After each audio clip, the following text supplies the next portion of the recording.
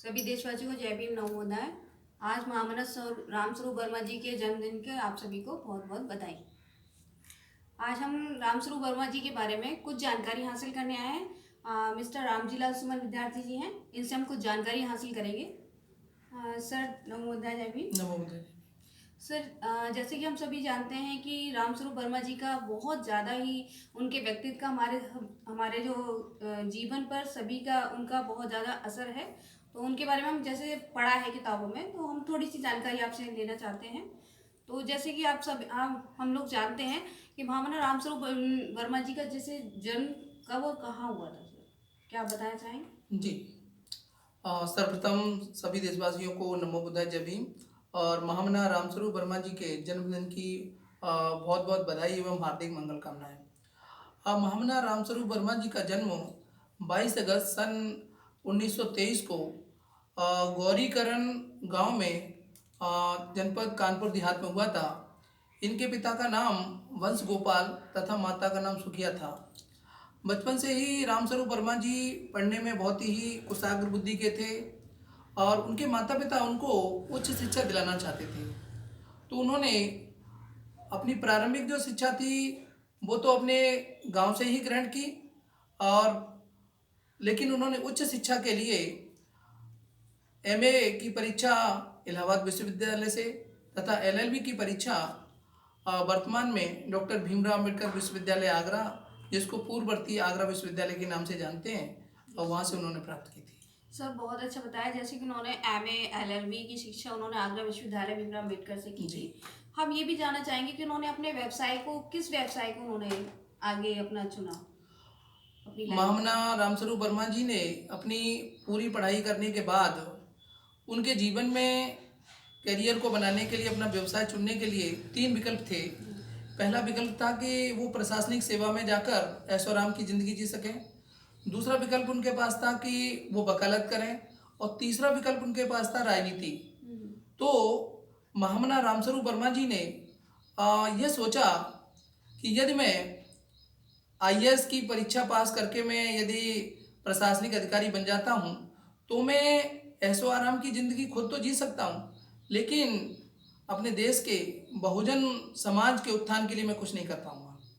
इसलिए उन्होंने आईएएस की परीक्षा तो दी उन्होंने और परीक्षा उत्तीर्ण भी कर ली, लेकिन इंटरव्यू की डेट आने से पहले ही वो ये निर्णय ले चुके थे कि मुझे अब आईएएस की नौकरी नहीं करनी और मैं आजीवन राजनीति के माध्यम से समाज परिवर्तन का कार्य करूँगा। जी सर। तो उन्होंने आईएएस की परीक्षा छोड़कर आईएएस की नौकरी न लेके उन्होंने राजनीति को अपना व्यवसाय चुना। जी बहुत अच्छा, आपने जैसे हमारे देशवासियों को जानकारी दी रामस्वरूप वर्मा जी के बारे में कि उन्होंने अपने आईएएस की परीक्षा ना आगे सिलेक्शन ना लेके उन्होंने इस बिजनेस में उसमें जॉब में जाकर उनको सारे ऐसे लाभ प्राप्त कर सकते थे। उन्होंने उसे ना चुन के उन्होंने समाज के लिए उन्होंने समाज के उत्थान के लिए उन्होंने अपना कार्य आगे करियर बनाया। जैसे कि हम सभी जानते हैं कि उन्होंने राजनीतिक चेतना जो है उन्हें कहाँ से मिली थी?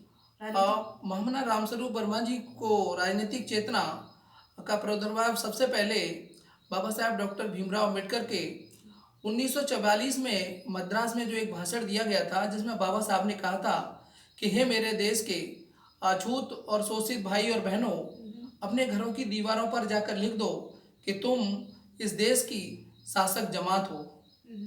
उस भाषण का माननीय रामस्वरूप वर्मा जी के राजनीतिक चेतना उससे जागृत हुई। साथ ही साथ 25 अप्रैल 1948 को लखनऊ के बेगम हजरत महल पार्क में एक सभा में बाबा साहब ने भाषण देते हुए कहा था कि जिस दिन SC ST OBC के लोग यदि एक मंच पर आ जाएंगे तो उसी दिन वो सत्ता हासिल कर लेंगे।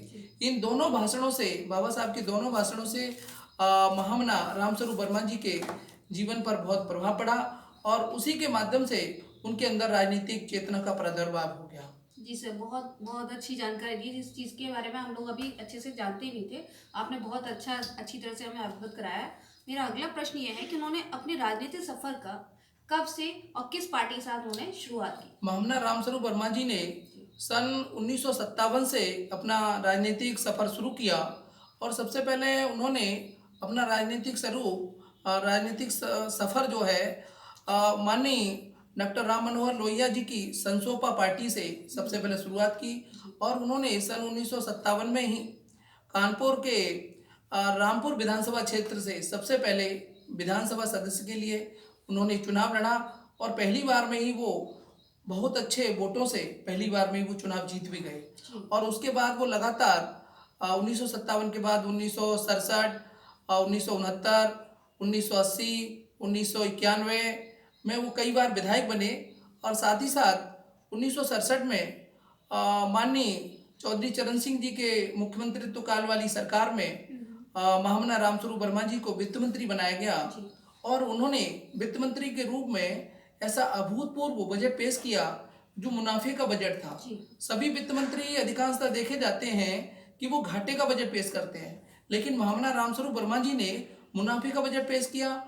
महामना रामस्वरूप वर्मा जी ने हर जिले में राजकीय पुस्तकालयों का निर्माण करवाया, साथ ही साथ ग्राम पंचायत स्तर तक पुस्तकालयों के निर्माण के लिए पुस्तकालय गांव-गांव तक हों, इसके लिए उन्होंने सरकार द्वारा बजट भी मतलब पारित करवाया। जी, उन्होंने जैसे कि उन्होंने बताया है कि इस पुस्तकालय के लिए जो हर आम जनता तक पहुंच सके, ग्रामीण इलाकों तक उन किताबों का उन्होंने व्यवस्थाएं कराई, जगह जगह पुस्तकालय खोले। ये आपने बहुत अच्छी जानकारी दी। सर, हमारा नेक्स्ट क्वेश्चन ये है कि सामाजिक परिवर्तन के बारे में उनका क्या विचार था? सामाजिक परिवर्तन के बारे में महामना रामस्वरूप वर्मा जी का विचार था कि सबसे पहले लोगों में सामाजिक चेतना जागृत हो और जब सामाजिक चेतना जागृत होगी तो उनके अंदर सामाजिक परिवर्तन होगा और जब सामाजिक परिवर्तन होगा तो उसी सामाजिक परिवर्तन से ही राजनीतिक परिवर्तन होगा और उस राजनीतिक परिवर्तन से ही हमारे देश में आमूल चूक सामाजिक, आर्थिक, राजनीतिक सारे परिवर्तन संभव हो सकते हैं। यदि एन के प्रकार कोई जातिगत तरीके से अन्य किसी तरीके से राजनीतिक परिवर्तन कर भी लेता है तो वो ज़्यादा दिनों तक टिकने वाला नहीं है। इसलिए वो चाहते थे कि जब तक क्रमबद्ध तरीके से यदि ये परिवर्तन नहीं होगा तब तक राजनीतिक परिवर्तन जो है स्थायी रूप से नहीं हो सकता है। इसके लिए उन्होंने एक उदाहरण दिया कि यदि दूध से भरे हुए टब में पोटेशियम साइनाइड का एक छोटा सा टुकड़ा डाल दिया जाए तो कुछ ही देर बाद उसको निकाल भी लिया जाए, लेकिन फिर भी वो जो दूध है टब का वो पीने योग्य नहीं बचता है, अर्थात जहरीला हो जाता है। ठीक इसी प्रकार से हमारे समाज में जो रूढ़िवादियाँ, पाखंड, अंधविश्वास, चमत्कार इत्यादि जो चीज़ें हैं उनमें सुधार की कोई गुंजाइश नहीं है। पाखंडवाद में सुधार की कोई गुंजाइश नहीं है, उनको सिर्फ बदला ही जा सकता है, उनको पूरी तरह से छोड़ना ही पड़ेगा, तभी हमारे समाज का उत्थान हो सकता है। और इसी उद्देश्य से महामना रामस्वरूप वर्मा जी ने 1 जून सन 1968 को अर्जक संघ की स्थापना की, जिसके माध्यम से जन जन तक उन्होंने अपने विचारों को और फुले अम्बेडकरी बुद्ध के जो विचार हैं उनको जन जन तक पहुंचाने के लिए उन्होंने अपना पूरा जीवन समर्पित भी कर दिया। जी सर, अब मेरा आखिरी सवाल ये है कि उन्होंने जो उनकी अंतिम सांसें थी वो किस वक्त और किस समय उनकी मतलब देहांत हुआ उन्होंने अपने? उनकी अंतिम सांसें 19 अगस्त 1998 को वो हमारे बीच से विदा हो गए, लेकिन वो उनका शरीर तो हमारे बीच से चला गया, लेकिन उनका यश जो है उनकी साहित्य संपदा में मौजूद है। उनके जो विचार हैं उनके साहित्य में मौजूद हैं और उस विचारों में उन्होंने जो बातें बताई हैं, जो विचार उन्होंने बताए हैं, उन पर चलकर ही हमारे समाज का उत्थान हो सकता है। हमारा समाज यदि उनके विचारों को यदि अपना ले तो निश्चित रूप से समाज की तरक्की होगी, उन्नति होगी। और ऐसा देखने को अभी मिल रहा है कि हमारे समाज ने पिछले 1 दशक से महापुरुषों की जो बातें हैं उनको मानना बंद कर दिया है। महापुरुषों के बताए हुए मार्ग से समाज जो है दिग्भ्रमित हो गया है और उसी के कारण हम देख रहे हैं कि बहुजन समाज के जो अधिकार हैं वो धीरे धीरे छिनते जा रहे हैं और बहुजन समाज के ऊपर जातिगत और सामाजिक उत्पीड़न भी बढ़ा है। और ये सारी चीज़ें जिस प्रकार से हम देखते हैं कि जब तक समाज के जो लोग हैं वो अपने पूर्वजों की, अपने से बड़ों की बातों को यदि नहीं मानते हैं तो ऐसा समाज गर्त में चला जाता है। इसलिए आज महामना रामस्वरूप वर्मा जी के जन्मदिवस के उपलक्ष्य पर समाज को हम यही संदेश देना चाहते हैं कि हमें हमारे जो सामाजिक उत्थान करने वाले महापुरुष हैं उन सब के विचारों को हमें आत्मसात करना चाहिए और उनके बताए हुए मार्गों पर हमें चलना चाहिए, तभी हमारी उन्नति संभव है। अन्यथा की स्थिति में हम निरंतर गर्त में चले जाएंगे। इसी के साथ हम वाणी को विराम देंगे।